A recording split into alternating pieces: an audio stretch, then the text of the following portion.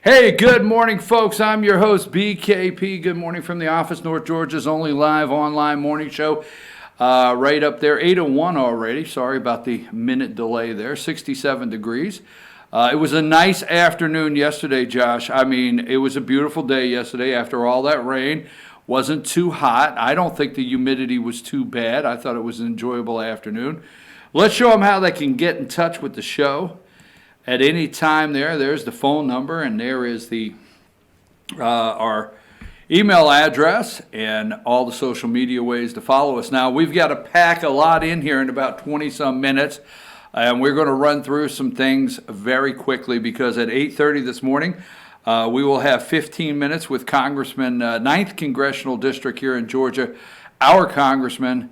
Now we had to loan him to the nation, right? He's a U.S. Congressman. We had to give him to the entire country because he is the ranking member on the House Judiciary Committee, Doug Collins. He's going to be with us from 8:30 to 8:45.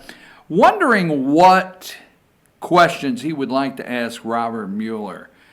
And what are the documents that the Department of Justice has agreed to release to the House Judiciary Committee? We're going to talk to Congressman Collins about that and maybe even go into some 2020 hopeful, wishful thinking. Is it wishful? Shouldn't say that, right? Hopeful thinking.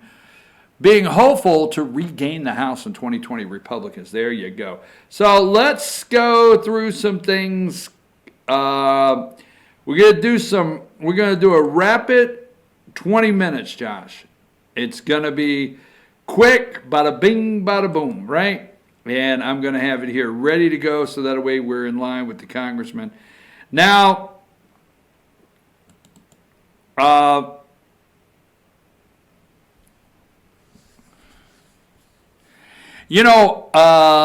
let's go with this, okay? Let's do a couple things. Number 3. We're on day 2. I just want to put this up. We're on day 2 that I, CEO of FetcherNews.com, have sent Sheriff Jeff Johnson in Dawson County messages offering him a platform to give his side of the story in Dawson County from the dispatch call that we released yesterday. So we're on day 2. I've not heard anything. I'm just going to bring this up on a daily basis because this has been this sheriff's response or lack of response to our organization well before he was calling us a tabloid, fake news, and consider the source. This is almost the day he got elected. No communication. But I'm on day 2 of the offer. Just want to make sure you know. Moving right along.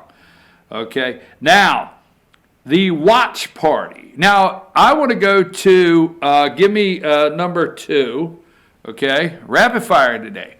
Now, the President of the United States, I think it's next Tuesday, the 18th. I cannot see across the room. Day two also, Josh, not only the sheriff, I forget the glasses laying right on the table.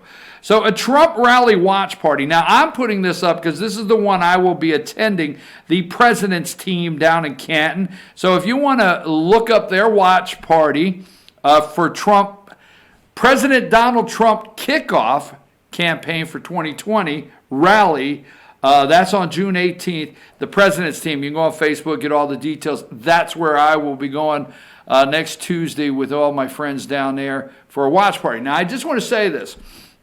Remember, I think it was yesterday or day before, but remember we went through the New York Times. If you do not have it figured out now that the entire media, corporate media, is against the President of the United States and doing everything they can. See, they're going to go after, they did not go after his candidacy this way last time. They didn't take him serious. He was a novelty to them. He was a ratings booster. And that's all they felt he would ever be. Voila! He's President of the United States. So they are out front. The corporate media is out front, working as hard as they can. New York Times wrote a whole entire story about he has no plans for his next term. They have inside sources saying, all he's interested in is the merchandising and what songs they're going to play. But I have never, I don't remember, and I understand when George W. was president of the United States, that, social media was not to the point it is today with, just everywhere you turn. So I understand that. But I don't think that I have ever seen, I don't think I've ever witnessed, I don't think it's ever happened before. All the enthusiasm, the excitement that everybody has about this kickoff. I mean, I'm going online. There's watch parties everywhere. I just, first time I've ever seen campaign kickoff watch party like this. So I just wanted to say that out there. The base is excited for this kickoff next Tuesday. So find somewhere to go. Get the kickoff going. One more thing. We're going to get into this. I want to go here. The tomato sandwich fundraiser. Want to put that up for Pickens County. Let's go with number 5. All right. Don't miss that Saturday. Don't miss that Saturday. It's a great time.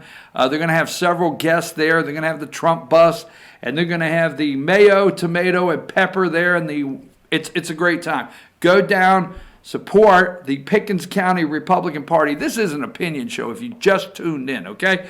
Support the Republican Party of Pickens County by attending the tomato sandwich fundraiser there in Jasper this weekend. Now, I'm gonna get to it just a minute, but number 11. These people are, the words can't describe this. Now, the first Democrat debate, I mean, they are giddy. I mean, I swear, I've never seen a group of people that are so excited about something. There's going to be, MSNBC has announced the moderators live from Miami, June 26th and 27th. The very first, where they're going to get Joe Biden on stage. Joe's curing diseases now. I swear to God, how can you make this stuff up? So anyhow, this is the debate moderators. I mean, what about the old boring days of a moderator right here and back and forth, right? There's as many moderators for these debates right here as there are candidates. It's just a joke. I just had to bring it up. This is the lineup that will be asking questions.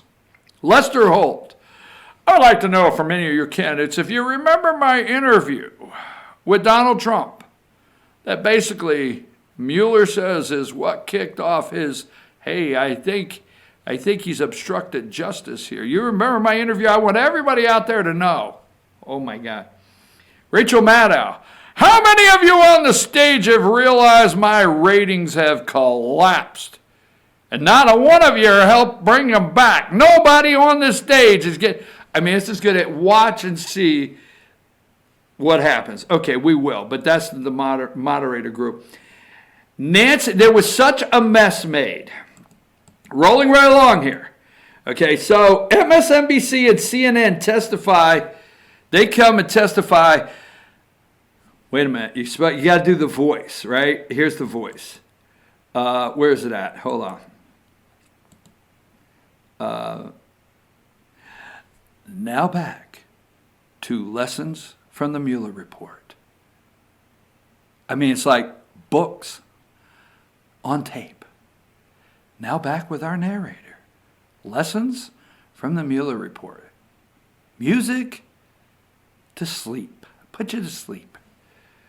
Okay, so anyhow, don't have time for all the jokes and shenanigans. No shenanigans here today. All right. So anyhow, number 9, CNN paid contributor John Dean. He goes up there and testifies money. Lessons from the Mueller Report. And then Joyce White Vance, number 11, former U.S. attorney, MSNBC contributor, goes up there, and they have quite an afternoon. It was such a disaster. I mean, that was such a disaster.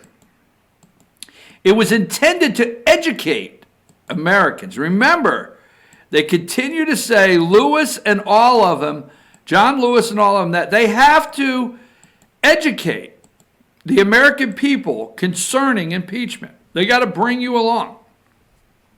Well, that was hopefully what they wanted to do there. So number 12, Pelosi says not even close to start impeachment.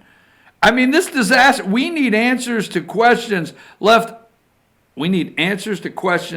unanswered by the Mueller Report, Pelosi said on the House floor. Not even close. No, that was a disaster. That was a major disaster and setback for the no solution. Hashtag no solution Democrats. Hashtag stop the nonsense. Hashtag vote Republican. All right, so number 13. Whoa, no, don't go there. Don't go there yet. My bad. Is that what they say? My bad. All right. I want to get to this first. Number 22. Now, first of all, they want me to believe, and we'll get into that in a minute, they want me to believe that America can't wait for this creepy, floppy Joe, as Rush and some are calling him now with his flip-flopping. Creepy, sleepy, floppy Joe. How many names can you get? Biden, 76 years old. We cannot wait for a crusty old white guy. I mean, the black community they are cheering right now. They are laying down their gang weapons and in a moment of applause that this creepy, flip-flopping, 78-year crusty old white guy can be the next president and continue to send them into economic decline in the inner city. They're cheering. Now he's going to cure cancer. This dude's going to cure cancer. If president, I will cure. Why didn't he cure cancer when he was in the Senate? Why didn't he cure cancer, before poor Kennedy died of cancer? I mean, why not? Why is he going to cure cancer now? He's had all these years. I'm not going to get down to cancer and get into that, but I'm just like, really? What about the diseases coming across the border as we speak, Joe? There are some you'll be able to cure in the future. It's crazy. Crazy. I should have never done that. That didn't go well. So anyhow, let me ask you this. I know I don't have pictures today, Josh. I just remembered I read this article last night, and I hope it's still fresh to where I can find it immediately. Hoping I can find it and it hasn't disappeared. Stay with me, stay with me, stay with me. Well, it was about California, and I think I'll get it on the next sheet here. I want to get this up. It's about California, and I guess I'm not going to find it. Here it is. California, we have been doing this story, right? And I want to believe that's why Joe's here. California's in the bag for the Democrats. New York's in the bag for the Democrats. Illinois, right? You look at the states that are in the bag for Joe or whoever, but I'm thinking Joe. So you look at that, and they're in the bag, and we have been doing the story here on the show for several days. We started last week, actually on the All-Star panel last week. I think I brought up to the panel 59,000, up 16% in LA County, up 12% in the city of LA. But we were talking about the homeless and the disaster in this country, okay? So California, they've made a disaster out of these inner cities. There's no one talking about solving anything. There's no solutions for California. With 28 of 40 regions within the state having reported preliminary estimates of their 2019 point-in-the-time counts of homeless population, California officials are struggling to grasp that the number of homeless already exceed 129,972. This is California. 129,972 in the entire state, 2018. 2019 is certain to surpass 150,000. Okay? Wonder what their statement will be on the census. How long have you lived in this tent? Is this shopping cart all you own? I mean, how do we establish 200,000 people for congressional numbers? I mean, they could just up and move any day. They don't have to, nothing complicated about them leaving. Joe, they cannot go to California and talk about, they say Donald Trump's a disaster in this country.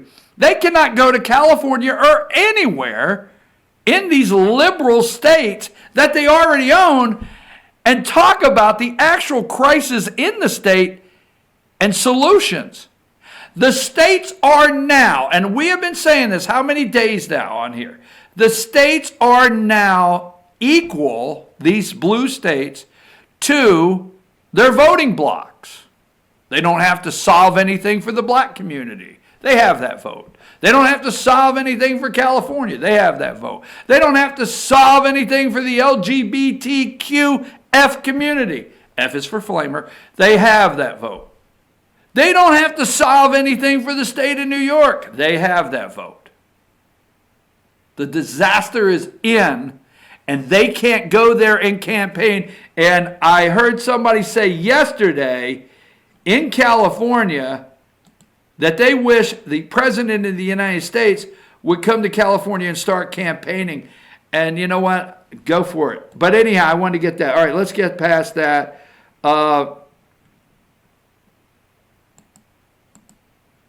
So, where am I at? Lost my train. You know that's not hard to do here. I got a couple minutes here before Congressman Collins. So, there's no need. We already know. Number 13. The media wants you to believe before kickoff they are working hard. New York Times is putting it out that Trump is not even interested in the campaign. He doesn't even have a plan for the second term. They are building up the downer. They're trying to push the downer in this kickoff next Tuesday. They can't take it. Trump is solutions. Every single day he is about solutions for this country. Finding a way to solve the problem. Crisis at the border. How do we solve it? Regardless, trade deficits. How do we solve it? Trade with China. How do we solve it? Trade with Mexico. Every day he's all about solutions. Democrats, hashtag no solutions, hashtag stop the nonsense, hashtag vote Republican. Okay, here it is. There's no use. Biden beats him 53-40. There's no use for the guy to even have a campaign kickoff next Tuesday. Pushing him down. There's no use. He doesn't win. Okay? Number 14. 40 to 42% support Trump in 2020 election. 42 approve Trump's job performance.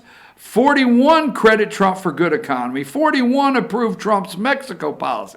He's just can't get past that 50%. But then again, you don't need 50 with the Electoral College that they're trying to take apart, right? So, let me see what else. There's CNN right there. I wonder who gets the emails in the morning. Who's responsible for rushing this stuff? 18, number 18. There's CNN. Choice for president. Biden 53-40. Sanders is kicking his rear end in Detroit. Kicking his rear end in Michigan. Look at the a poll that's out by the Detroit Daily Register or whatever. Kamala Harris is kicking. Warren, Pocahontas, and the gay guy, and Cory Booker. Interesting. So we're going to run past that. Now, you remember, let's see. How now? Remember when you say, how now, brown cow? How now, brown cow? Interesting. How now, brown cow? Number one, Oh, God, I'm blind. I can't see. What did Al Bundy say? Fat lady walked in the shoe store today. I know every bit of this is wrong, but oh my God, I'm sorry. Have you, now that you've recovered, gotten back in your chair, Stacey Abrams takes stay and fight message to Hollywood. Atlanta Business Chronicle, former Democrat gubernatorial nominee Stacey Abrams brought her message of stay and fight, Hollywood. Stay, help us fight for what's right. Don't leave. You're such a great asset to Georgia. But yeah, there's where Stacey is. Get that off the screen. You just scared the daylights out of a million Americans. All right, so last night I want to just throw this out because I can't do it today, and I'm going to do it tomorrow. So if you're out there, I'm going to do Blue Ridge City Council. So Blue Ridge City Council puts out this derelict property ordinance, number 6. This is the mayor, Donna Whitener, fresh off her latest glamour shot. And Mayor Whitener, a 36-page document, last meeting. So the mayor, here's the whole council. Let's just go for number 8, okay? There's the mayor and Rhonda Thomas, front row. Robbie, I forget Robbie's last name. Sorry, Robbie. Sorry, love you, man. Forgot her last name. Ken Gaddis in the back. Scruffy-looking guy with the beard. He's a good guy. It was a joke. It was a joke, okay? Nathan Fitz and then Harold. For those of us that know him, it's Harold. But anyhow, last night at Blue Ridge City Council, so last meeting, they released this 36-page document, and they had a first reading. So now if you're out there and I say you don't understand, let me put this into perspective. You don't understand how it works, is when you're going to change an ordinance in your city, in the state of Georgia, what we're supposed to do, supposed to have a first reading, a second reading, and at the second reading, you can have a vote. Now, here's the interesting thing. It can be debated on whether the first reading, it could be debated on a reading needs to be in the entire document into the record. So they didn't take at the last, or meeting before last, officially, they didn't take all the time and read the 36 pages into it. They basically said, we need to clean up the city. We need to condemn some of these buildings. We need to give Chief of Police Johnny Searcy all the power he needs to go in and clean up the town. So now Johnny Searcy says last night, hey, although he wrote the city attorney a letter with his concerns about blight and derelict property in the city, that there's some things in there that he didn't put in there. Anyhow, so last month they had a first reading. Then it goes out to the public. Well, the public gets in an outrage. They start reading it. So social media blow up. We do a segment. We write a story, and it blows up. Well, the mayor takes basically us to task with, before rumors and false truths. But wait a minute. You were about to have a second reading on this 36-page document.